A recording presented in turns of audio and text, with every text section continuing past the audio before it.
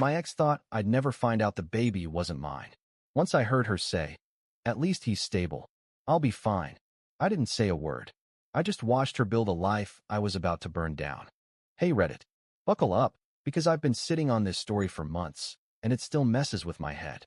So I, 29M, was with this girl, let's call her Maya, 27F, for a little over 2 years.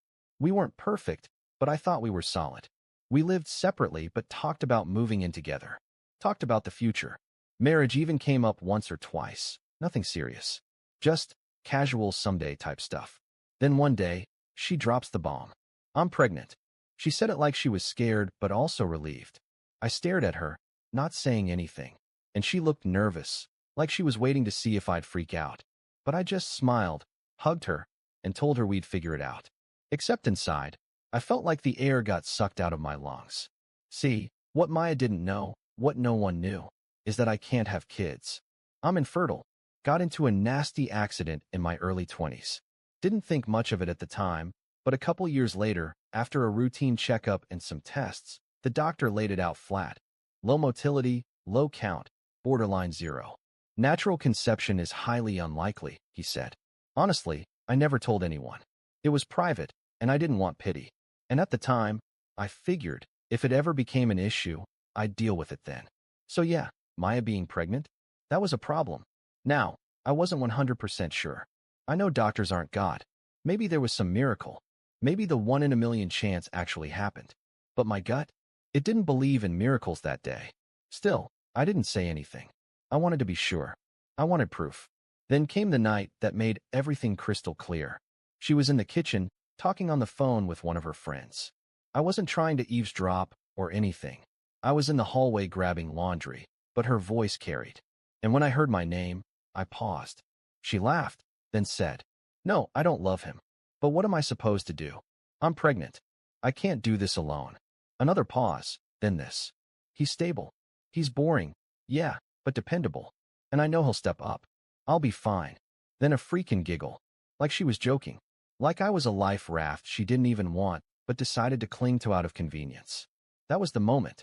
That exact moment where something in me went cold. I wasn't even angry. I just switched off. Like a part of me turned to ice. I went back to folding laundry like I didn't hear a thing. She didn't know it yet, but that night changed everything. I knew the baby wasn't mine.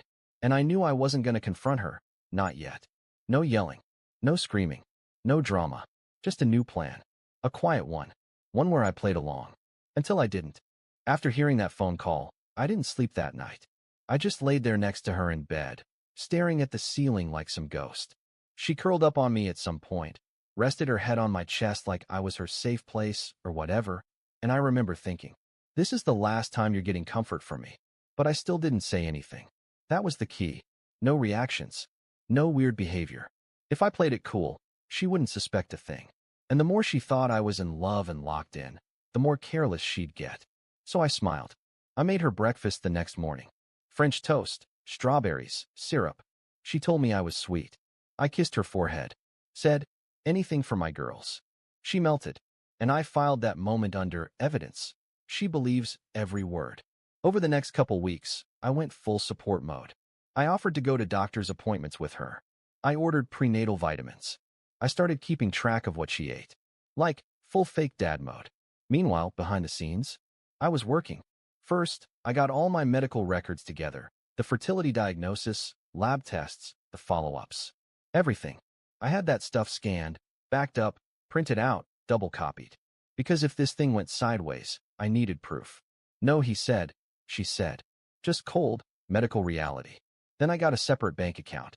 Transferred most of my money. Opened a credit card in my name only. I started locking down anything joint-related. Told her it was baby stress budgeting. She didn't ask questions. She loved that I was being so responsible. Oh, and I bought a second phone. Cheap burner. Cash only.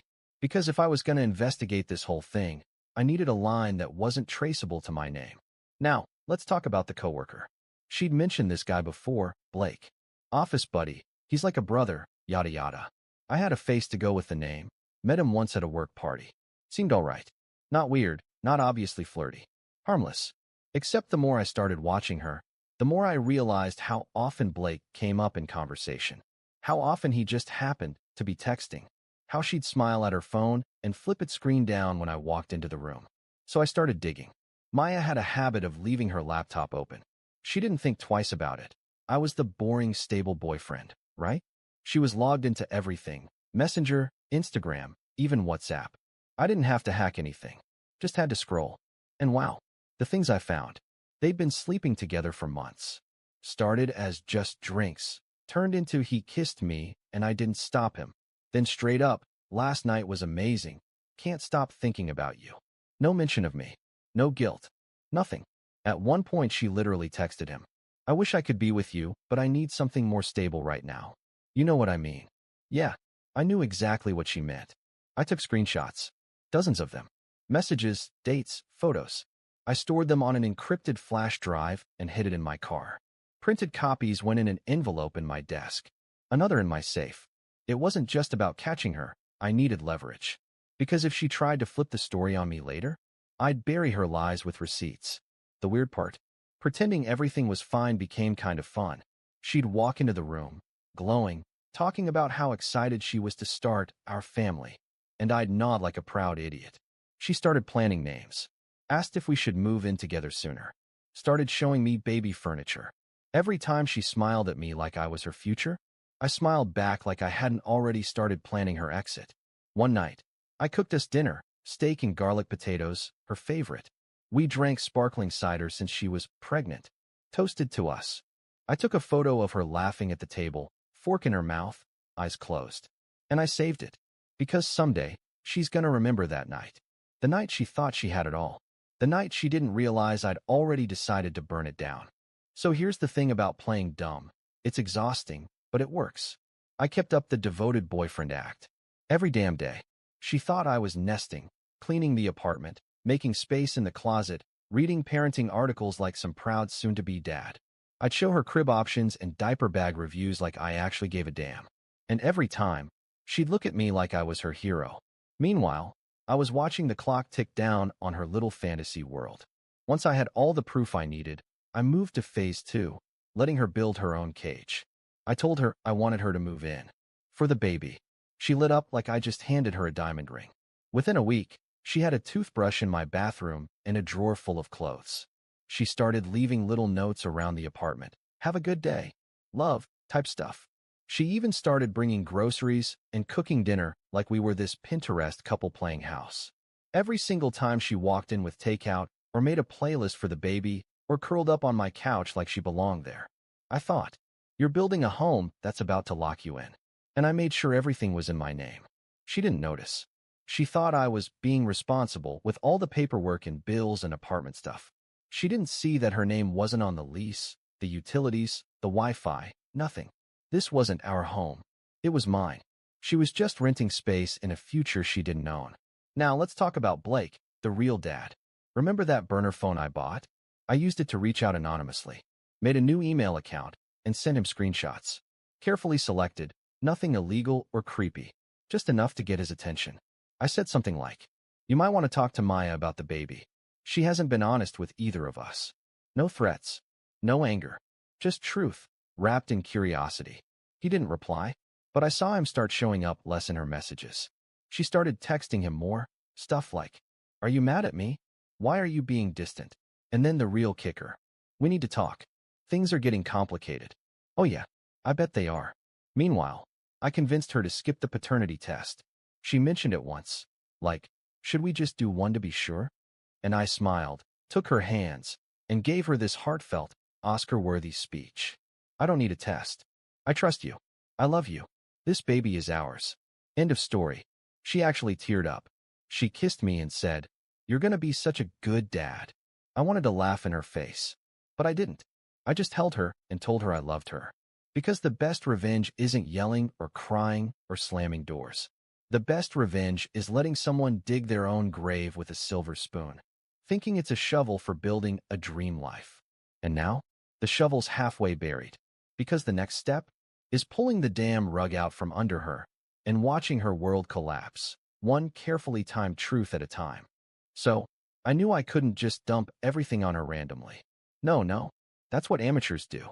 If I was going to break this fantasy world of hers, this sweet little lie where she gets the stable boyfriend and the fun side guy while carrying someone else's kid, it needed to happen somewhere quiet, somewhere isolated, somewhere she couldn't run, spin the story, or cry to her friends for backup.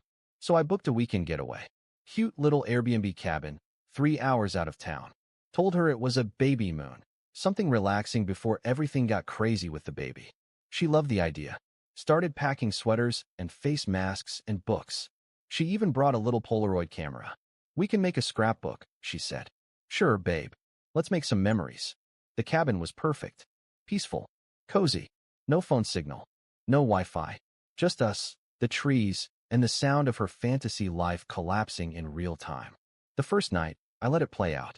We cooked dinner together, made cocoa, lit a candle, sat on the porch and looked at stars. It was so normal, it was creepy. Like watching actors rehearse a scene I already knew the ending to. She even said, "I'm really happy we're doing this." I smiled and said, "Me too." The second night, I broke her. We were eating dinner. Pasta, garlic bread, wine. She had juice, obviously. She was talking about baby names again, rambling, joking about what if it's twins, and then she said something like, "I know this wasn't planned, but I really feel like this is meant to be." I nodded, wiped my mouth, and said, "Yeah, except I'm not the father." Her fork clinked against the plate. She froze, stared at me like she didn't hear it right. So I said it again, slower this time. "Maya, the baby isn't mine." "I know." At first, silence. Then laughter, awkward, nervous, like she thought I was joking. "Wait, what are you talking about?" "Of course you're the dad." And then I laid it out. I told her I've known for months, that I'm infertile, diagnosed a year before we even met, that I kept it private because it wasn't anyone's business. But the second she told me she was pregnant, I knew. I just wanted to see what she'd do. Her face went pale. "Wait, hold on." "What?" "No, you're wrong. I mean, things happen, right? People say that. You can't be certain." So I pulled out the manila envelope from under my chair. Inside, my medical records. Screenshots of her chats with Blake. Photos. Timelines. All printed. Highlighted. She didn't even open it. She just looked at it like it was a bomb someone had handed her. I said, "This is all the proof I need. I don't care if Blake knows. I don't care what you tell your family. But we're done." She finally snapped out of it. Tears. The full breakdown. Denial. Bargaining. I was scared. I didn't mean for it to happen. But you're so good with me. I was going to tell you. All of it. And I sat there, stone cold.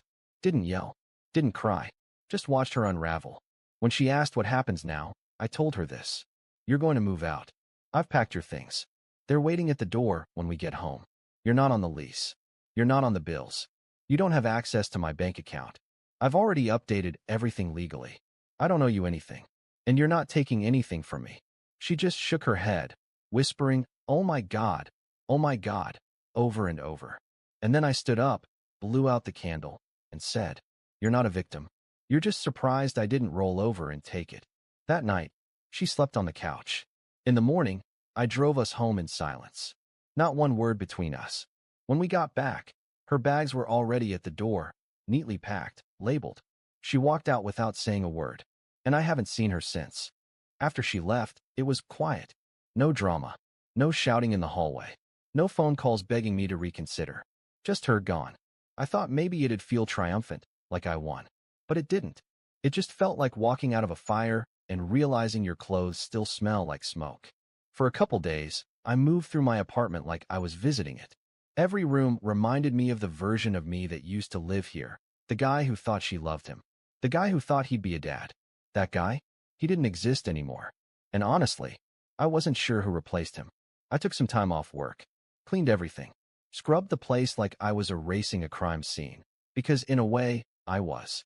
This wasn't our place anymore. It was mine again, and I wanted to make damn sure no trace of her was left. Photos? Gone.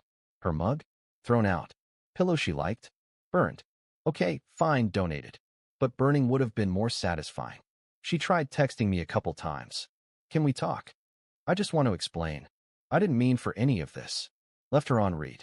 Then blocked her number. That was 3 weeks ago. Then, out of nowhere, I get a letter in the mail. Handwritten. From her. I almost tossed it in the trash, But curiosity got the better of me. The letter was long, messy, crossed out words, tear stains, probably fake. But it boiled down to this. She was sorry. She didn't plan for things to go the way they did. She panicked. She got scared when she found out she was pregnant and didn't know who to turn to. She chose me because I was safe. And now she realized too late that she actually loved me. She ended it with, I know I messed everything up, but please, the baby deserves a father. Maybe we can talk. Maybe we can fix this. I sat with that letter in my hands for a long time. Then I folded it once, slid it back into the envelope, and dropped it in the drawer where I keep my spare batteries and old receipts. You know, junk. I didn't write back. Because here's the truth. She was right. The baby does deserve a father. A real one. Not someone she tricked. Not someone she used as a fallback when the real dad got cold feet. Not someone who was never even in the running to begin with. As for me, I don't want revenge. I don't want closure. I don't even want to see her face again. I just want peace. And for the first time in a long, long time, I finally have it. It's been 6 months now. I'd love to tell you I rebuilt my life overnight. Hit the gym, traveled the world, came back with a six-pack and a beard like John Wick. But nah, real life doesn't work like that. What really happened? I sat with myself for a long time. Thought about how I missed signs. How I ignored my gut. How I let someone lie to my face because I wanted the lie to be true. That took some time to unpack. But eventually, I did. I moved apartments, not out of anger, just a fresh start. Got a smaller place, fewer rooms, fewer ghosts. Started cooking for one. Bought a new couch that didn't have memories soaked into the cushions. My friends started inviting me out again. I actually started saying yes. And one night, maybe 2 months after everything, I found myself sitting at a rooftop bar with a beer in hand, laughing at something dumb, and I caught myself thinking, I don't miss her. Not even a little. That was the moment I knew I was finally out. As for Maya, well, word travels. A mutual friend mentioned she moved back in with her parents. Said she kept the pregnancy quiet after everything went down. No baby shower. No Instagram posts. No glowing maternity photos with fake deep captions about blessings. She tried to reconnect with Blake. He blocked her. Turns out he's not big on being tricked into accidental fatherhood either. Last I heard, she's figuring things out on her own. Which, to be clear, is exactly what she always should have done. Not my problem anymore. Sometimes I still think about her. Not in a bitter way. More like, a scar you forget is there until the light hits it just right.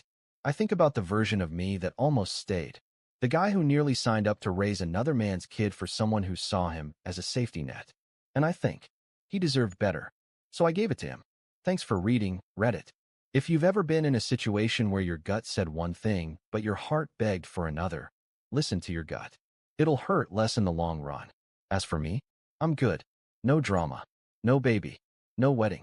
Just peace. And a fridge full of garlic bread that I don't have to share with anybody.